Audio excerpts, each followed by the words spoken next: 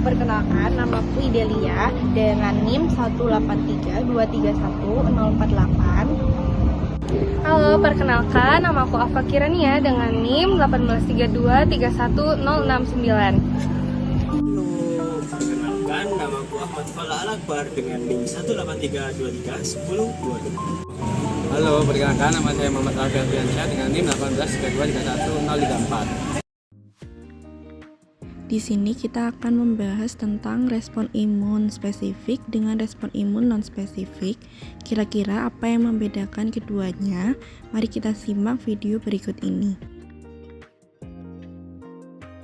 Respon imun spesifik adalah respon imun yang muncul setelah adanya rangsangan dari antigen tertentu karena tubuh sudah pernah terpapar sebelumnya. Pertahanan tubuh ini dimulai dari aktivitas makrofag atau antigen presenting cell atau APC yang melakukan pemrosesan pada antigen sehingga mampu menimbulkan interaksi dengan sel-sel imun. Selanjutnya adalah respon imun non-spesifik. Respon imun non-spesifik adalah respon imun yang sifatnya bawaan atau innate immunity. Pada respon ini, tubuh akan merespons setiap zat yang dianggap asing sekalipun belum pernah terpapar sebelumnya.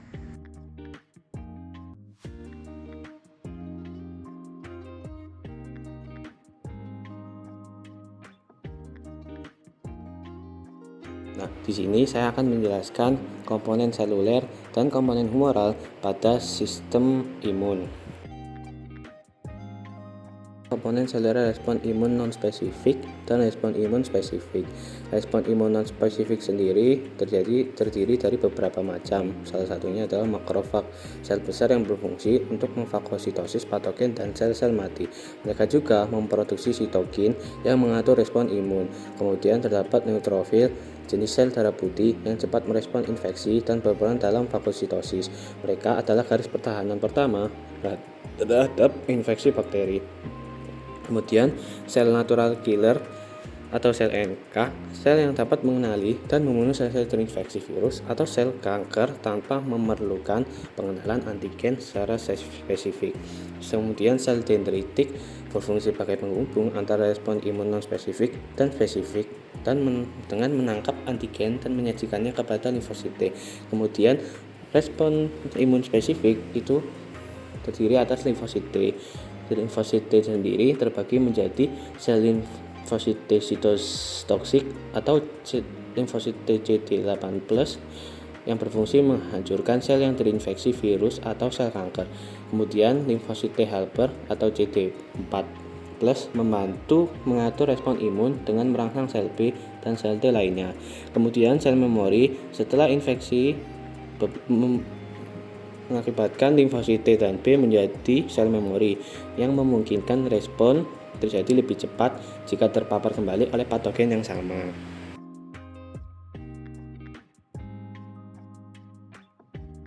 Nah, untuk komponen humoral sendiri itu terdapat dua macam, yaitu komponen humoral pada respon imun spesifik dan komponen humoral pada sistem imun non-spesifik.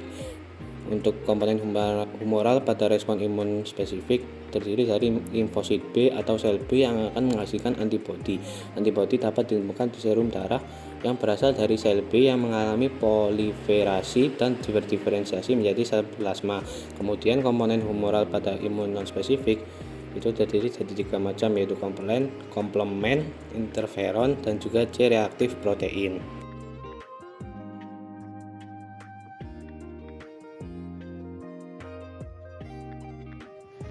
Selanjutnya yaitu spesifitas kerja pada sistem imun spesifik dan non-spesifik. Pada sistem imun non-spesifik bekerja dengan cara mengenali dan menyerang segala macam antigen yang masuk ke dalam tubuh. Imunitas non-spesifik berupa komponen normal tubuh yang merupakan pertahanan terdepan dalam menghadapi serangan berbagai mikroba dan dapat memberikan respon langsung. Nah, selanjutnya untuk sistem imun spesifik bekerja jika antigen berhasil masuk ke dalam cairan atau sel tubuh dan ketika antigen yang menyerang berhasil menembus sistem imun non-spesifik. Sistem imun ini juga memiliki kemampuan untuk mengenal benda yang dianggap asing bagi dirinya. Begitu teman-teman. Dari gambar tersebut kita tahu bahwa innate immunity hanya membutuhkan waktu beberapa jam, sedangkan adaptive immunity membutuhkan waktu beberapa hari. Karena pada adaptive immunity ini membutuhkan waktu untuk beradaptasi agar dari imun di dalam tubuh bisa beradaptasi terhadap zat-zat asing atau mengidentifikasi adanya mikroba, virus, bakteri, atau yang lainnya. Kemudian di sini saya akan menjelaskan pada bagian yang kelima, yaitu pembentukan sel memori. Pembentukan sel memori adalah proses penting dalam respons imun yang memungkinkan tubuh untuk mengingat dan merespons patogen yang pernah terpapar sebelumnya.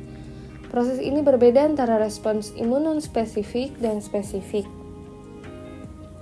Kemudian yang pertama yaitu pembentukan limfosit T dan limfosit B di limfosit. Yang kedua, pematangan limfosit T atau kelenjar timus dan limfosit B atau sumsum tulang yang kemudian didistribusikan ke seluruh tubuh oleh darah. Yang ketiga, sel T terdapat 4 jenis, yaitu sel T penolong, sel T sitotoksik, sel T pengingat, dan sel T penekan. Yang keempat, sel T menghancurkan antigen melalui efek sitotoksik atau dengan mengaktifkan sel B. Yang kelima, sel B teraktivasi membesar, membelah, berproliferasi, dan berdiferensiasi menjadi sel plasma. Yang keenam, sel B teraktivasi lainnya tidak menjadi sel plasma, namun menetap di organ limfoid sebagai sel B pengingat. Dilihat dari gambar tersebut, ketika patogen masuk, maka makrofag akan dicerna oleh present fragment yang terdapat patogen dan antigen. Kemudian akan menuju ke sel T penolong dan sel T penolong akan mengaktifkan sel T pembunuh dan limfosit B. Untuk limfosit B akan menghasilkan sel plasma darah yang akan menghasilkan antibodi dan mereaksikan antigen untuk mereaksikan antigen dan antibodi. Untuk limfosit B sendiri akan menyimpan sel memori yang akan menyimpan sel patogen tersebut.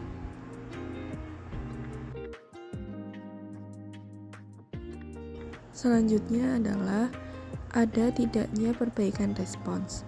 Untuk sistem imun non-spesifik, sistem imunnya tidak dapat mengenali jenis antigen yang masuk karena sistem imun non-spesifik tidak memiliki daya ingat atau sel memori, sehingga ketika terjadi kontak berulang dengan antigen yang sama, respon imun tidak bisa berubah lebih cepat daripada saat terjadi kontak pertama kali dengan antigen.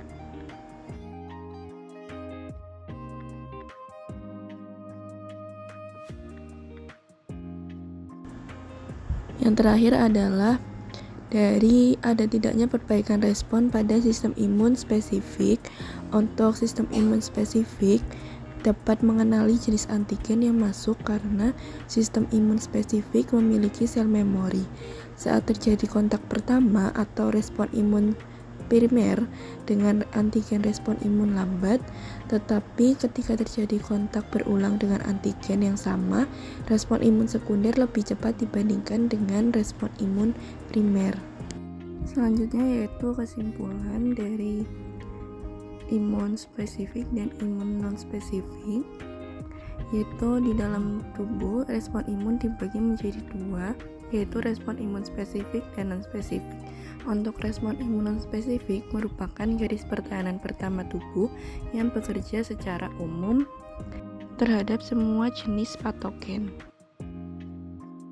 Respons imun spesifik juga melibatkan kulit, mukosa, enzim, serta sel imun seperti makrofag dan neutrofil, dan bersifat cepat tetapi tidak memiliki memori imun.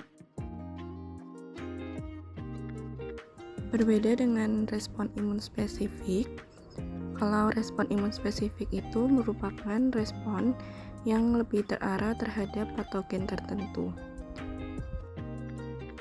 Respon imun spesifik juga melibatkan limfosit T dan B serta pembentukan antibodi dan memiliki sifat memori sehingga tubuh mampu memberikan perlindungan jangka panjang terhadap infeksi serupa di masa yang akan mendatang. Selanjutnya yaitu saran. Yang pertama, memperkuat respon imun non-spesifik dengan menjaga kebersihan tubuh dan lingkungan untuk mencegah masuknya patogen. Terus kita harus mengonsumsi makanan kaya nutrisi seperti vitamin C dan zinc untuk mendukung sistem imun bawaan.